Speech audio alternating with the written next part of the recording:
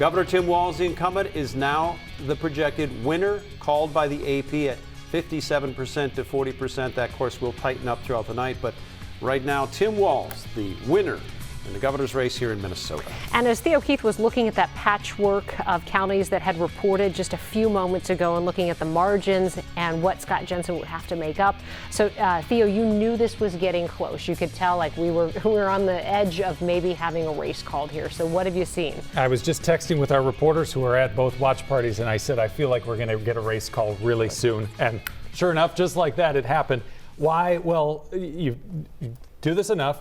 And you start to see Tim Walz got the margins that he needed to in Hennepin County.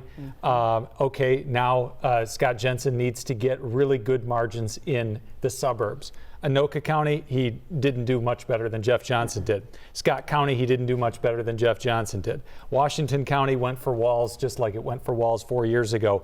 And so you start to tick off these counties one by one. And it's like there's no path to victory for Scott Jensen, and that's what we just got. And there we have it. Yeah. So now the big race to watch as we move further down ballot from Walz is Attorney General Keith Ellison. If, you know, Walz's margin looks like it's going to be more similar to what it was 4 years ago than what maybe some were predicting, that it was going to be only 2, 3, 4, 5 points. It might be high single digits, and that helps Keith Ellison down ballot. Oh, it dramatically helps Ellison and Blaha and Simon, who now has a big lead. And so in some ways this is surprising, because although Walz won by over 11 points in 2018 was a year that really favored Democrats. And this is a Republican year. And so I think it shows that, you know, incumbency matters and candidate quality matters, and the type of campaign one runs matters. I will tell you that this is exceeding the Walz campaign's expectations. They thought they were in for a 5-point race in their internal polling. And the results tonight are exceeding that.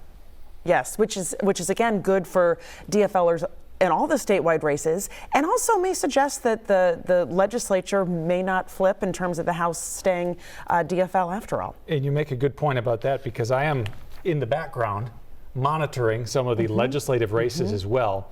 And Democrats are winning House races that Republicans had hoped to win. Exactly. There are a couple of Senate seats, one up in Moorhead, that Democrats had kind of written off, that the DFLer is winning.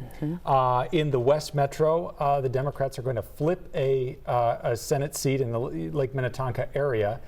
Still unclear what the balance of power is going to be in the House and in the Senate, but the news so far has been good for Democrats.